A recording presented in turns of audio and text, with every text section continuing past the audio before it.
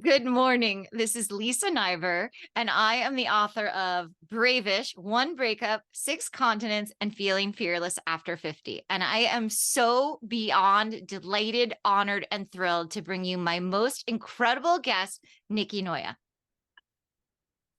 Lisa, thank you so much for having me on the show. I feel like when we first met 6 years ago, and all of the adventures that we've had in 6 years around the world, millions of miles, and such stories. So thank you so much for now having me on your show.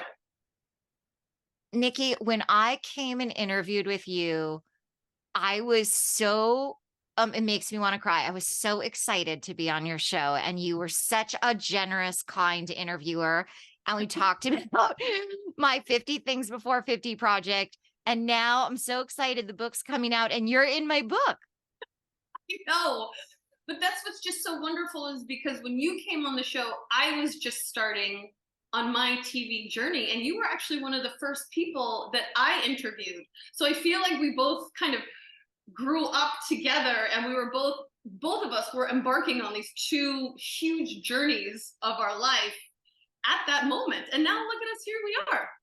Oh my gosh, I didn't realize I was one of your early interviews. You were so excellent.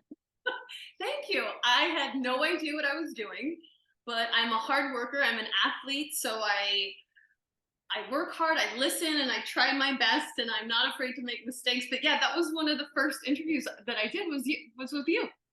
Well, so you're on the Jet Set TV and you're a producer there now. And I think, did you say this is season 8? We're in season 8 of the Jet Set. Incredible. It is just incredible, and we continue to grow, and we continue to, not just with our affiliates and with what we're doing on the show, but I mean, I just went to Egypt. I've been to Iceland. I have been all over the world, and the opportunities that are coming with each episode and with each season, we just keep growing. We also now have the Jet Set Espanol. We're going to start Jet Set Kids with my daughter Samantha soon. So we just keep growing and evolving. And now I can't even believe, after this kind of weird post-COVID, that everyone just wants to do things. They want to get out. They want to be stimulated. Culture, art, music, food. So now that's our job to bring it to our audiences. So we've actually never been busier than we are right now. You guys have had so much success. Your show is so excellent. I love that you have the Jet Set Espanol. Yes. And for everybody who maybe didn't catch that, during just before COVID, you had a baby. And so now your baby's going to be part of Jet Set TV Kids. Yes, she is. Samantha is going to turn 6 in November.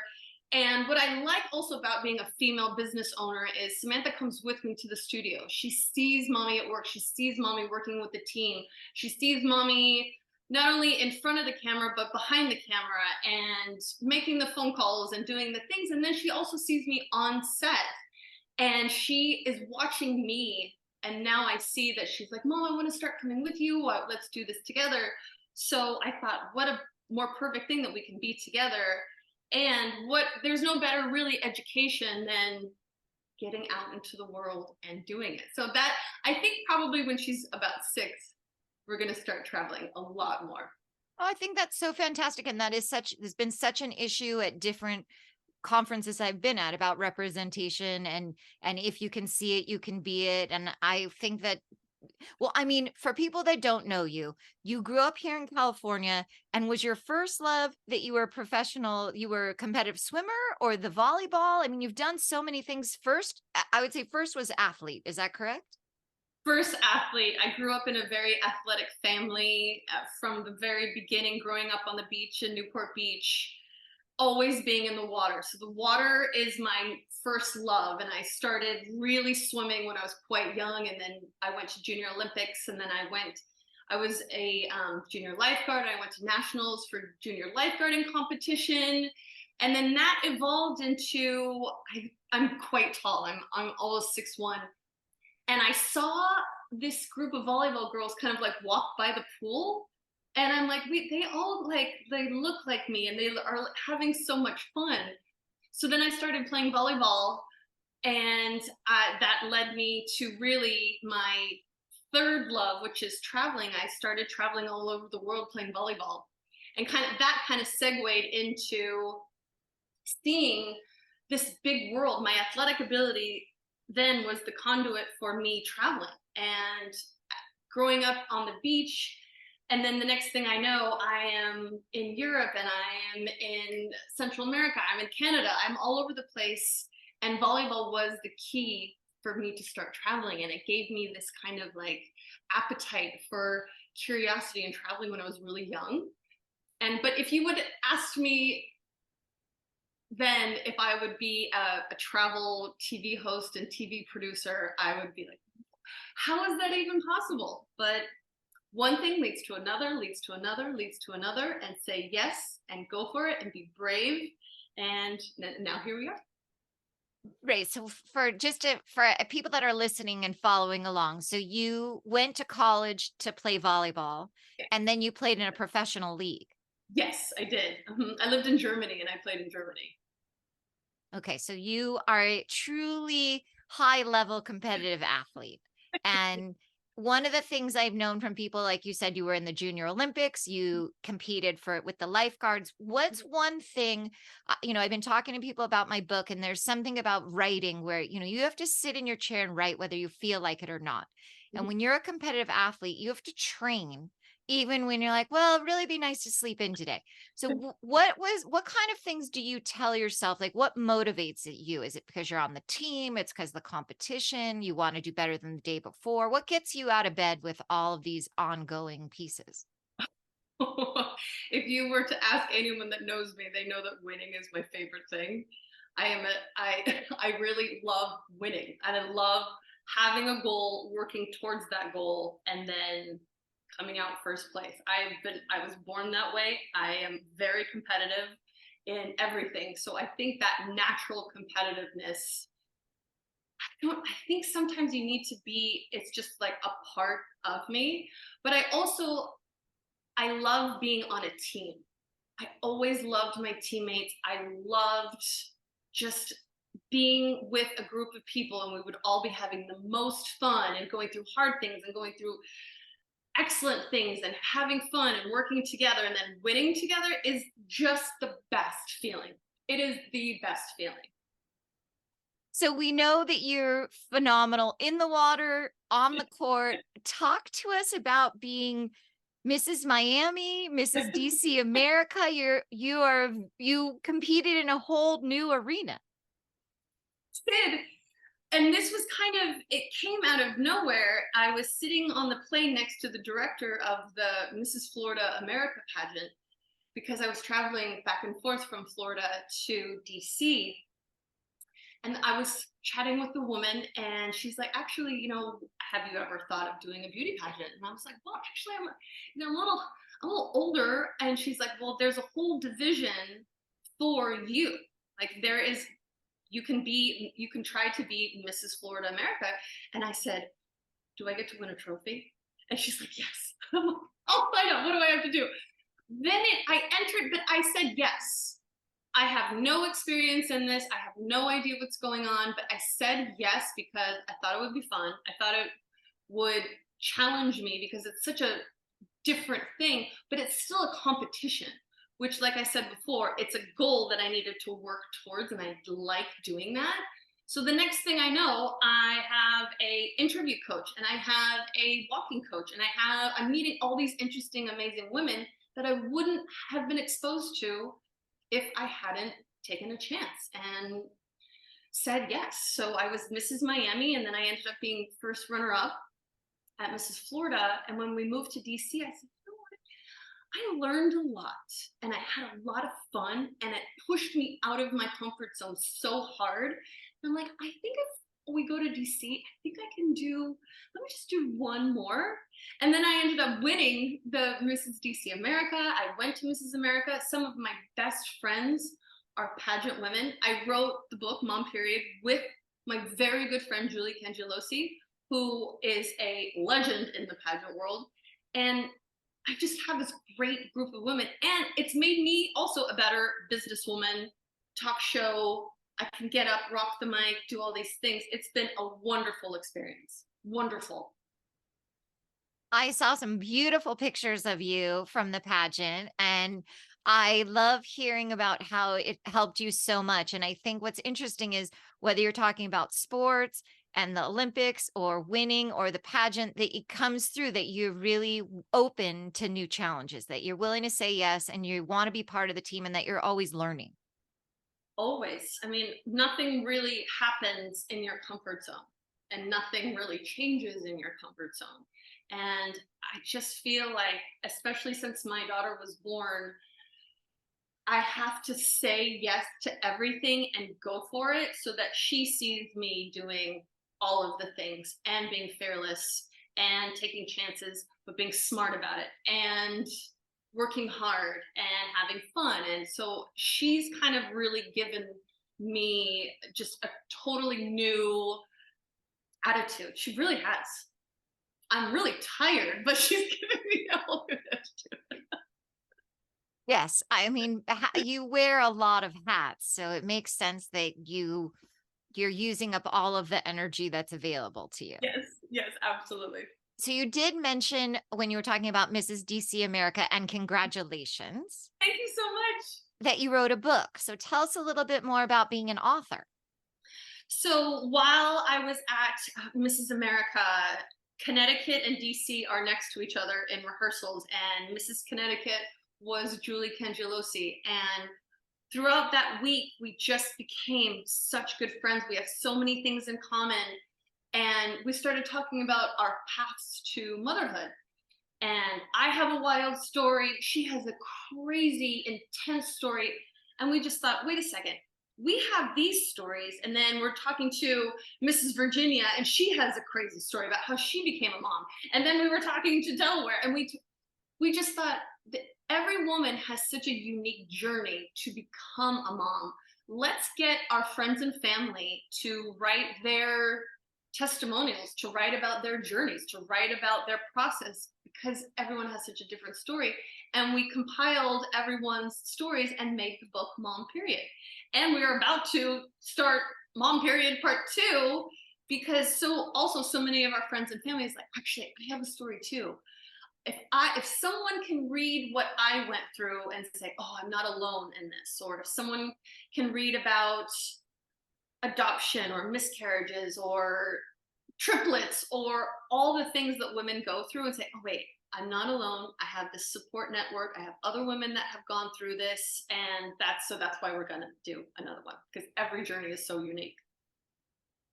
Yes, I agree with you. And that is a lot about writing my book, was about feeling alone and wanting to know more. And I think it's so great that not only did you think about it, but you did it and you published it, and that you're going to have a part 2 is incredible.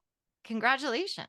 Thank you so much. I think it's one of my things that Julie and I are so proud of. And we really are just, we hold this book, and my story is very, very, so I wrote mine as like a journal entry, and I wrote through my entire IVF process. And so it's like reading my diary, and it's very personal. It's very, some of it is funny, some of it is heartbreaking, some of it is so real because it's real life. And I want other women who are on an IVF journey and they're hearing that they're too old or they're too this, or I heard a lot of things in my IVF journey, but I didn't stop. And I knew that I was going to be a mom one way or another. And it ended up being more perfect and amazing than I could ever imagine. So my personal entry to this story is very, very, I read it and I cry and I laugh. And so I hope that everyone kind of feels the same way too. That's amazing, because when I was writing my book, I would sit at my desk and write my story until I was pretty sure I was going to throw up, and then I would lie on the floor. Yes, and I know you're laughing with me because you could totally imagine that's exactly Yep. what I did. It is a big thing getting what's in here and in here onto paper or onto the computer.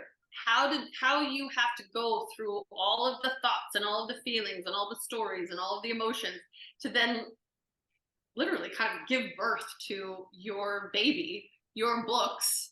It is a lot. It's a lot. So I will be right there on the ground with you. Just letting you know. I no, I think it's really great. And like you said at the when we first started today, that we've been on this journey of like hosting and writing, and I'm thinking about that you got a trophy. So I'm like, ooh, that sounds really good. I do not know. I need a trophy. I might just buy myself a trophy at the trophy store. But anyway, so another way you're helping people maybe not have a trophy, but be prepared for success. Could you tell us about Dress for Success? Because I know you're very involved with that too. And that, I mean, feeling like you have the right clothes to be successful definitely makes a difference.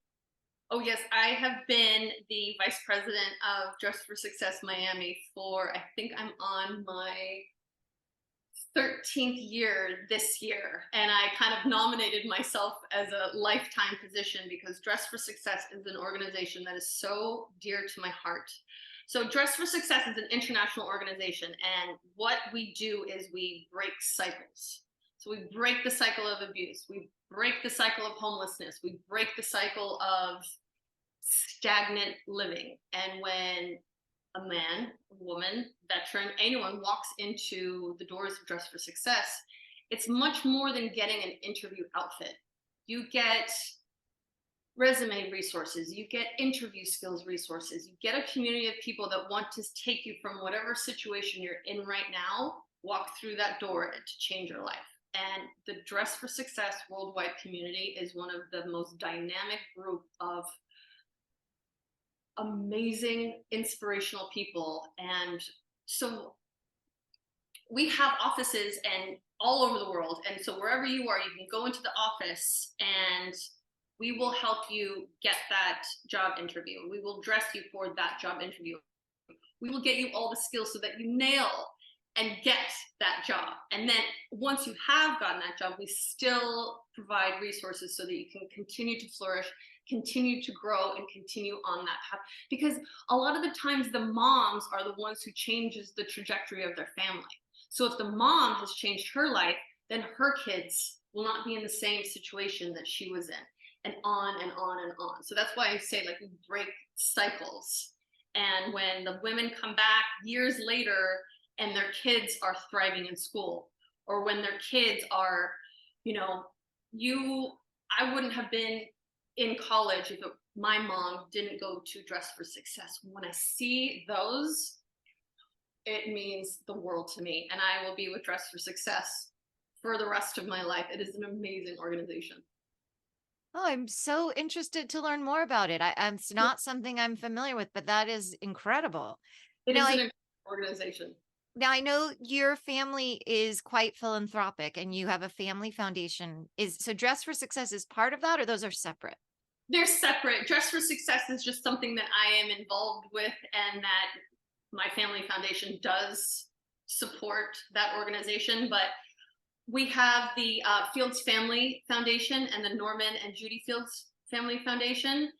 And it was really set up for, it started with education and supporting education, and it's kind of morphed into environmental causes. It's morphed into still education, but for me personally, having women be in the communication field that I was, and having women be able to public speak, and having young girls who are in college be able to go to class and learn how to do all of those skills that can sometimes be overlooked. Like, public speaking is a real skill you need to learn and you need to practice it, and it's not easy. And a lot of people are too shy. And so many of this generation is down. What's real life? Up here. So I have a scholarship at the University of Rhode Island where I went to school for a female student to be in the communication study. I'm on the URA foundation board. I'm also on the Harrington School Advisory Board because I really am passionate about the University of Rhode Island. They gave me a scholarship to play volleyball there. And I had this incredible professor. Her name was Agnes Duty. And she, after class one day, she kind of like pulled me aside and she looked really hard at me and she said, I have so many plans for you. You have it. So I need you to go out into the world and do big things because I'm watching you. Like you have it. So I had just done like a whole class presentation. One of our assignments was to like make a company and then present it to the class. And that 1 2 minute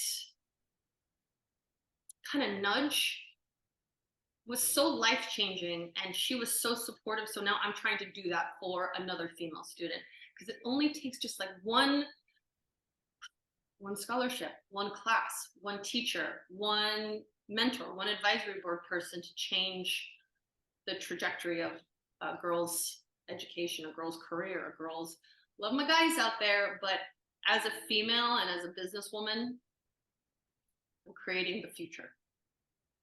Oh my goodness, you certainly are creating the future. I also had a very close relationship with a teacher who is a mentor to me. And I do think you're right, focusing on education and girls and bringing people up. And I would just love what you're doing. I'm so impressed and I'm so proud of you. And before I let you go, I know we talked about your mom book, but I believe you and the Jet Set team have a few other books. We do. We wrote, well, I wrote also a book called Fit to Fly, which was also one of like my first projects with the Jet Set. That's actually how I started on the show. I was doing fitness segments on the Jet Set. So that book is really about kind of how to keep your wellness journey going, even when you're traveling all over the place. And then we also wrote a book about traveling with families and being on a budget, and not, because a lot of people, we get this on the show a lot, like, I want to take my family here, but it's going to cost so much. I'm worried about the flights. I'm worried about the hotel. So we kind of did a easy breezy guide to, okay, if you want to travel on a budget with your family, here's what you need to do. Here are the steps. Just break it down. Here are some options. And it doesn't have to be so overwhelming if you follow our easy steps to do, because that's also the premise of the show. We want people to go have adventures. We want people to travel with their family, go on girls' trips, guys' trips. We want people to get out and about. So that's also what that book is about. Yes, so the show is in line with the books. The books are in line with the show. We want to get people out there. You mentioned you've been to incredible places recently, Egypt and Iceland. So people always ask me this, and I believe that you might have been to the top place on my bucket list. But where is a place that has your heart that you haven't quite made it to yet? Oh, Lisa, that is such a good question. I would love to go to Japan. I would love to immerse myself in Japanese culture, the everything. I think Japan is really on my like immediate, I cannot wait to go to Japan. But my favorite place in the world might be Scotland. I think Scotland might be my favorite, and I can't wait to go back. The people, the majestic scenery, there's something about Scotland that, have you ever been to a place where you were like, I love it here? What is one of like your places that you're like, this is my place? Do you have a place like that? I do. I studied several times in Jerusalem, and I always can't wait to go back to Israel. That's another place that I need to go to. See, Lisa, there's so many places that I need to go. I know you have a big list, but for me, on the tag, one of the subtitle lines on my book is 6 continents. So for me, I really, after my book tour, I want to go to Antarctica. Absolutely. And do it. Go for it. I'm Just, gonna. just go for it. Would you do like a cruise? Would you do an expedition trip? What kind of trip do you want to do? I would like to do an expedition cruise, and I want to walk on the land, and I want to kayak, and I want to see the penguins. I want to do everything. Well, as soon as you do that trip, you're going to have to come back on the Jets and tell us all about it. I would love to come back on your show. That was so much fun to be in studio with you. And I think that we have so many projects. Like we met 6 years ago, and I just can't imagine 6 more years from now. Well, obviously, wait, let's see. You have 3 or 4 books. So you'll have like a dozen books. I hope so. And Oh, you. we'll have a few new TV shows to talk about. Yes, I think so. I'm so excited to see this next chapter for both of us. Yes, well, we can't wait to see what trophy you're gonna win in the future. Maybe some awards for the Jet Set TV are in your future.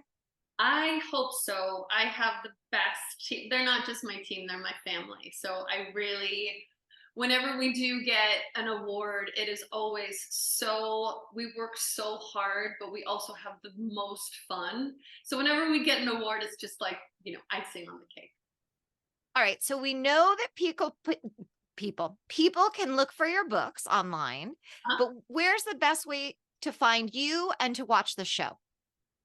the best way is always either at the Jet Set TV, all of our social media handles, or I'm at Nikki Noya, or just thejetset.com. That's always the easiest way. You can also watch us on Spotify.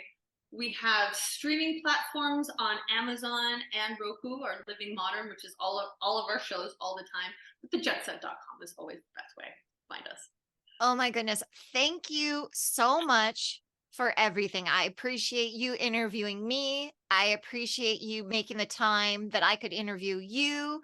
I can't wait till we could travel together with the whole family. I'm so honored and inspired, and I love what you're doing for the next generation.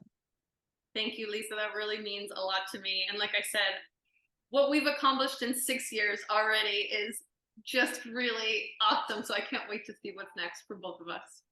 Yes, well, thank you and good luck in the next awards. Thank you, sweetheart.